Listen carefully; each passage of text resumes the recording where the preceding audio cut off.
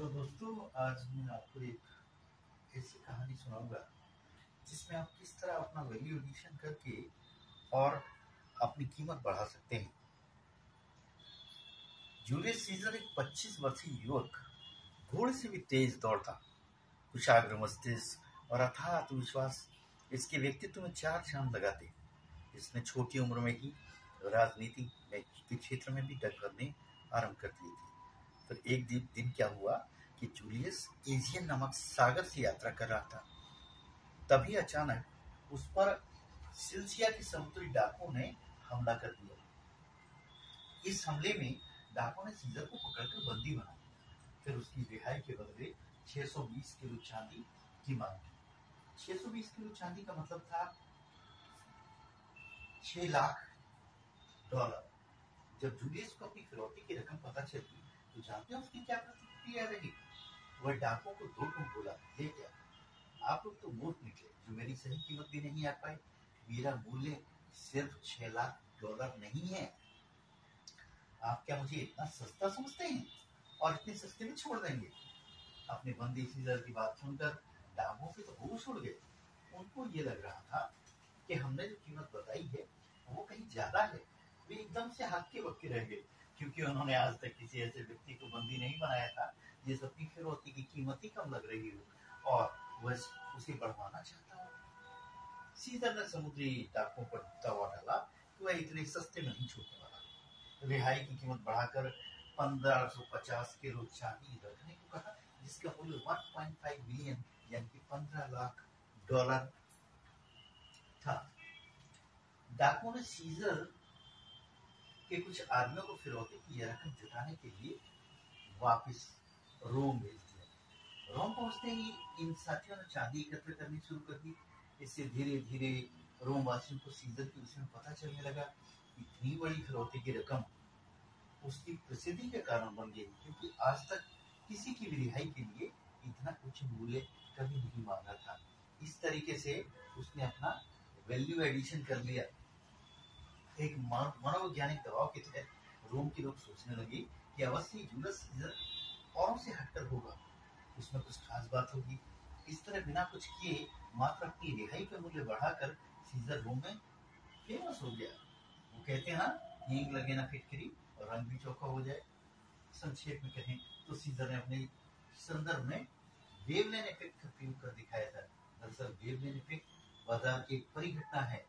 इसके तहत एक ग्राहक कुछ पदार्थों को सिर्फ इसीलिए महत्वपूर्ण समझता है या खरीदता है क्योंकि उनका मूल्य अधिक होता है। हालांकि गुणवत्ता के आधार पर कम कीमत के पदार्थों की तुलना में इनमें कोई अधिक अंतर नहीं होता, केवल उनमें अत्यधिक वैल्यू एडिशन कर देने के कारण उनका मूल्य अधिक हो जाता है।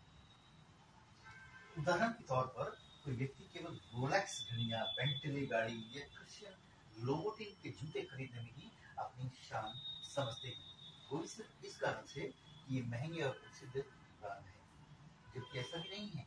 ये ब्रांडेड वस्तुएं इनके सस्ते विकल्पों से बहुत बेहतर है।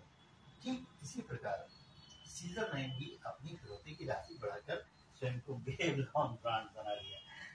उसकी इस कीमत ने उसका रोम में उसको प्रसिद्ध कर दिया। यही नहीं, सीजर के युग के उसकी रिहाई के लिए धन इकट्ठे करने में भी सहायक सिद्ध हुई। फिर फिरौती की रकम देकर सीजर के साथी उसी टापू पर वापस लौटे जहां डाकुओं ने जूलियस सीजर को बंदी बनाकर रखा हुआ था। कीमत देकर सीजर टापू की चंगुल से आजाद हो गया। पर कहानी यहीं खत्म नहीं होती दोस्तों। अब सीजर ने अपना अगला दांव खेला। उसने अपनी ख्याति का फायदा उठाया, सेना को सक्रिय कर समुद्री डाकुओं पर हमला करवा दिया, उन्हें पकड़वाकर फांसी के फंदे पर लटकवा दिया। डाकुओं ने जो उससे धन लूटा था वो भी जब्त करा दिया। इसी तरह सीजर को उसकी फिरौती का सारा धन भी वापस मिल गया। इस पूरी घटना के फलस्वरूप सीजर केवल रोम की जनता में फेमस नहीं हुआ, बल्कि धन धाने से भरपूर भी हो गया। फिर एक समय ऐसा आया जब अपनी तीव्र बुद्धि व आत्मविश्वास के ऊपर जूलियस सीजर ने पूरे रोम पर शासन किया। व्यूअर्स, जरा विचार कीजिए, वेवलेन इफेक्ट का असर तो आज हमें हर ओर देखने को मिलता है। आज हर इंसान समाज की नजरों में कीमत बढ़ाने की कोशिश कर रहा है, अपना वैल्यू एडिशन कर रहा है। कभी वो फेक वैल्यू एडिशन करता है, कभी रियल वैल्यू एडिशन करता है। यदि हम रियल वैल्यू एडिशन करते हैं तो वास्तव में ये सही है, लेकिन यदि हम फेक वैल्यू एडिशन करते हैं तो निश्चित किसी न किसी को धोखा दे रहे होते हैं। लेकिन कभी कभी धोखे में भी कुछ अच्छा हो जाता है। अपने आसपास के लोगों, सहकर्मियों, रिश्तेदारों, परिवारजनों के सामने हम अपनी ऊंची हैसियत का प्रदर्शन करते हैं।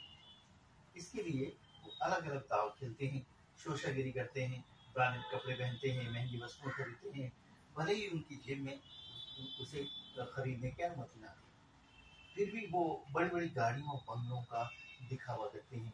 बात अगर आदर्शों की हो तो बाहर से बड़ी बड़ी बातें करके अपना नैतिक कद बढ़ाना अवश्य चाहते हैं, जबकि वास्तविकता में भाई इन उच्च आदर्शों और मूल्यों से कोसों दूर रहते हैं।